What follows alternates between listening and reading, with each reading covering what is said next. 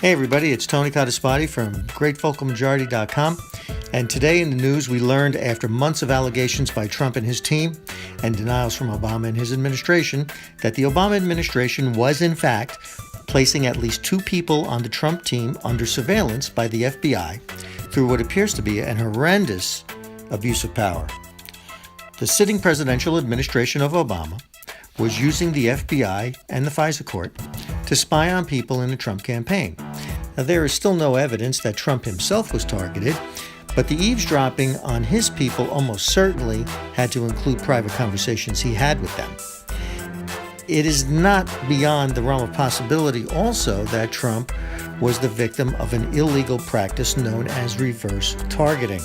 Reverse targeting is a method of surveillance of a true target by acquiring court approval to target those around that person. These revelations, though, need to be viewed in the context within which they occurred, namely the campaign for president. Also, we should also remember that the Obama administration unmasked a large number of private citizens that were part of the Trump organization and campaign. And furthermore, well over a year into this investigation, it should also be noted that neither the FBI nor anyone in the DOJ have made a single criminal allegation or have charged anyone of wrongdoing. It's been a long time, and we haven't heard of any charges against anyone yet. The investigation is beginning to resemble a malignant form of political harassment. Now, in this video, I am tracking the media reaction to this new development. In March, the media reflexively defended Obama and attacked Trump when he made the accusation that he was being wiretapped.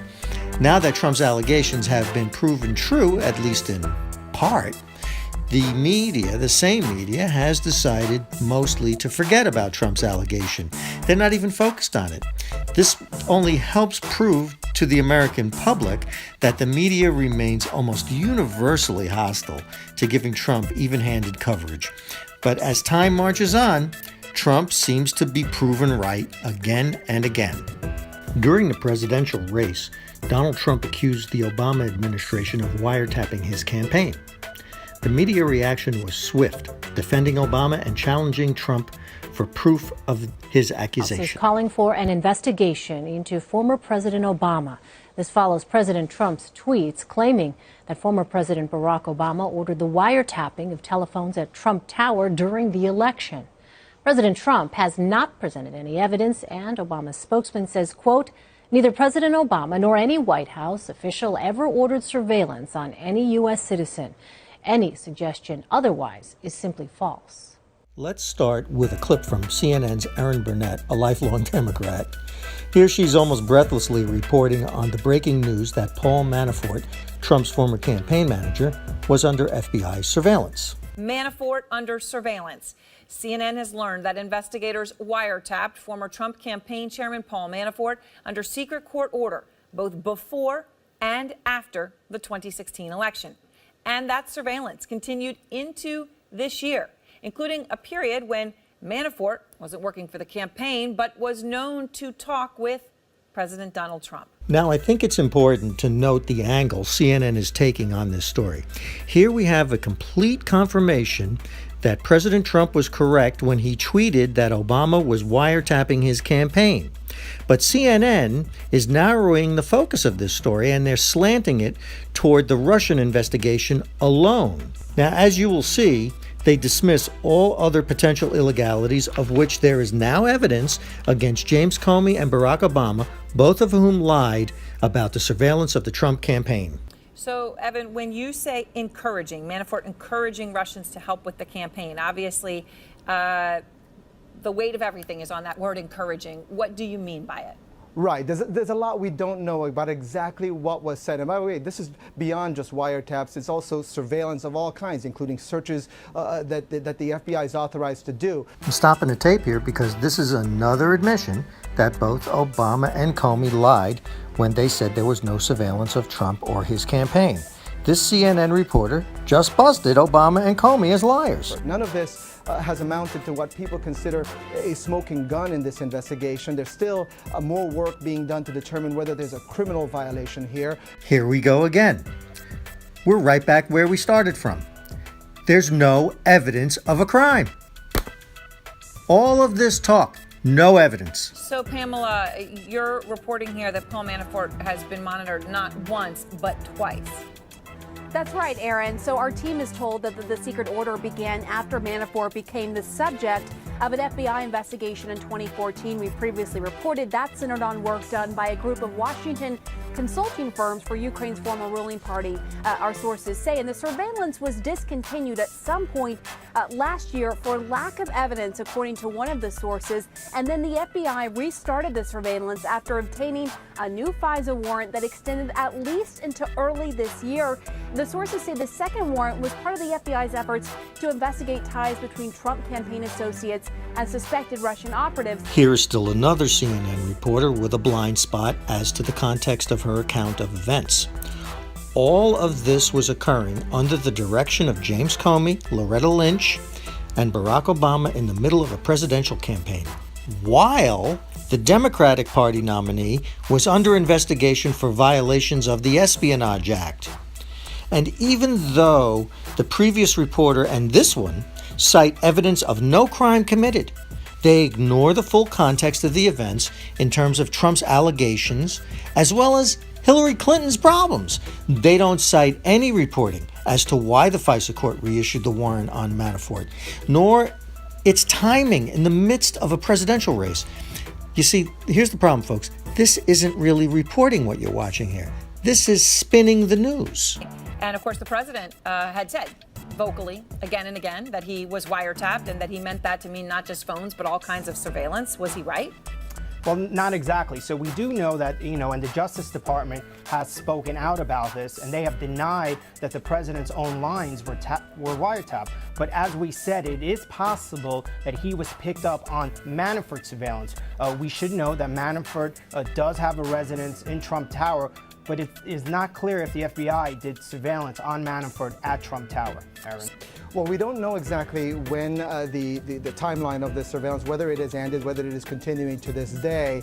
But look, the fact that they were able to get a FISA warrant is a big deal. The fact is that this has to get approval from the highest levels of the Justice Department and the FBI before agents can carry out this type of surveillance. It's considered so intrusive that you almost never find out that these FISA warrants are authorized, Aaron. And then the other thing is that you have to present proof or suspicions that someone is acting as an agent of a foreign power. All of this goes into providing the paperwork that these judges then have to approve before allowing the FBI to do this type of surveillance. It's very intrusive work. Very intrusive work and obviously very not easy to get, really hard to get, as you all point out. All right, thank you so much, Shimon, Evan, Pamela. In testimony before Congress, then FBI Director James Comey made a number of misleading statements in response to questions which, if you notice, were pre-parsed and narrowed in their focus, just in order to enable the director to provide answers which were only narrowly true and did not really address Trump's central allegation that he and his people in his campaign were targeted for surveillance by the Obama administration. Now, I want you to notice that the questions are asked about whether Trump was personally targeted, when Trump's accusations were broader than just himself. Director Comey, was the president's statement that Obama had his wires tapped in Trump Tower a true statement? With respect to the president's tweets about alleged wiretapping directed at him by the prior administration, I have no information that supports those tweets, and we have looked carefully inside the FBI. The Department of Justice has asked me to share with you that the answer is the same for the Department of Justice and all its components. The department has no information that supports those tweets. The president second stated, quote, "Is it legal for a sitting president to be wiretapping a race for president prior to an election? Turned down by a court earlier, a new low," unquote. Director Comey, can you answer the president's question? Would it be legal for President Obama to have ordered a wiretap of Donald Trump?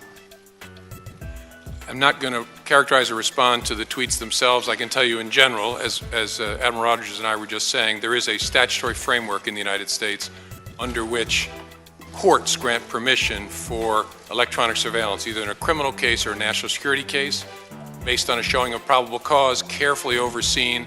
It's a rigorous process that involves all three branches of government. Comey also makes an assertion that is provably false with respect to acquiring warrants from the FISA court. It's a rigorous process that involves all three branches of government.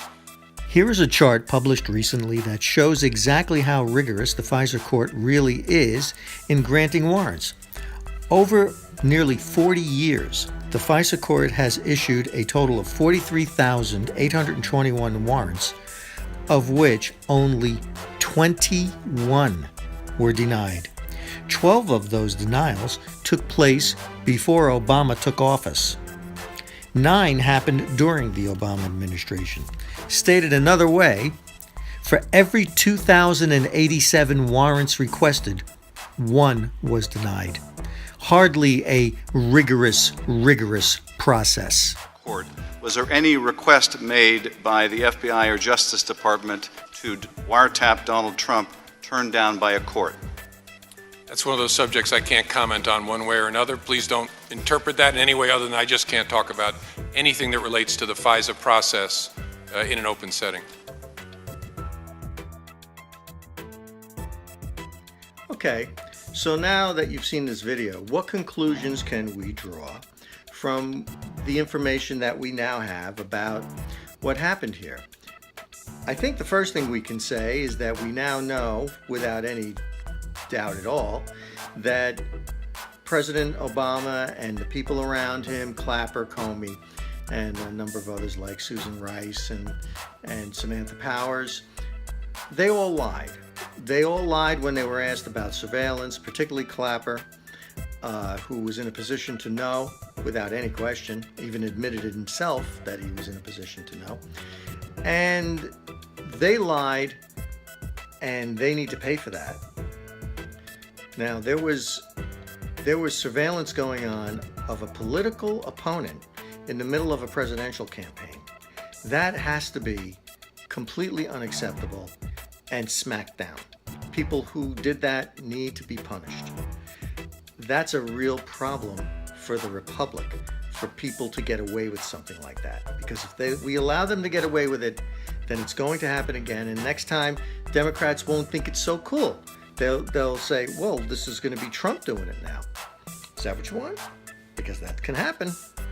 So we got to stop it. We got to punish the person who did that. The second thing that we can conclude from all of this is that even though they've been investigating for so long, and in Manafort's case it's been several years, even though they haven't charged anybody with anything. Nothing. Now, at what point does it become harassment? At what point is it no longer an investigation that's justified based on suspicions and probable cause? When is it just harassment because they don't like the cut of his jib? I mean, it does seem to be getting that kind of a stink, I think so anyway. And then the third thing we can conclude from all of this is that the media got snookered by Obama. It's kind of just that happened, isn't it? To make them twist in the wind.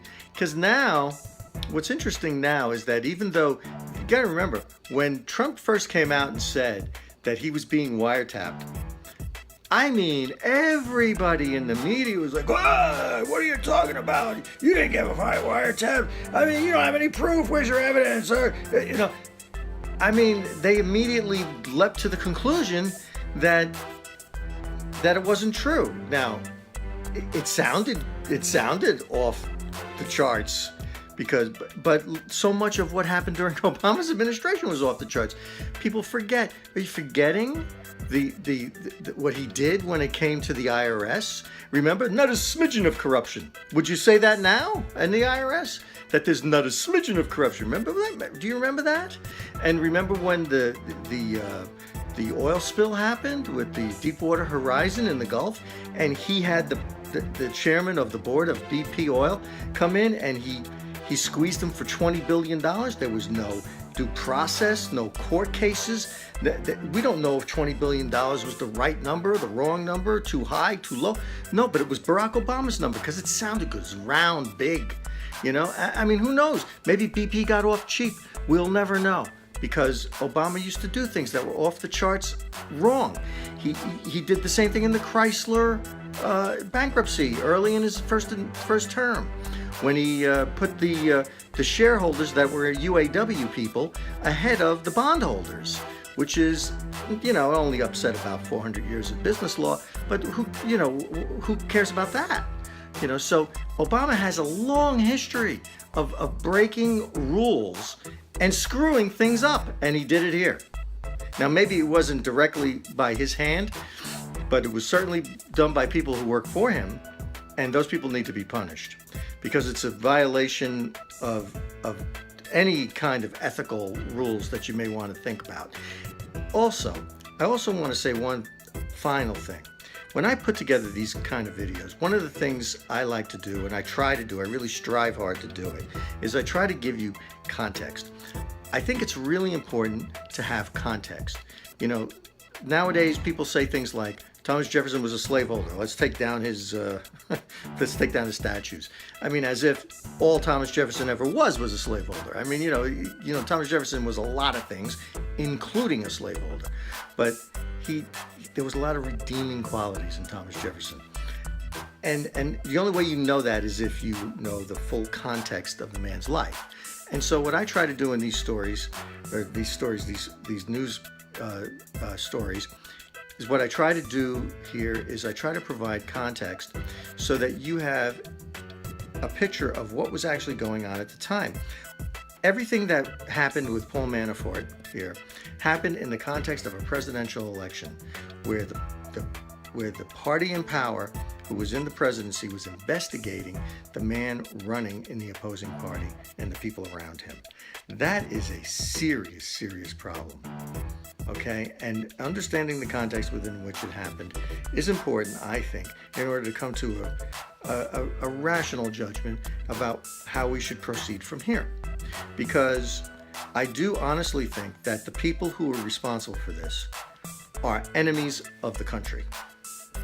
I don't care what they think of themselves. I'm telling you that they are enemies of the country. Because if they think that they were righteous by investigating the campaign of the opposing person, they're wrong. The American people should have had all the information they had every right to have about who Donald Trump is and was at the time, and anybody around him. And if that was being held from them, that's wrong. We need more information for the public is better than less information in an election. And I just think that understanding the context of that within which all of this happened will help us understand how to proceed as a country.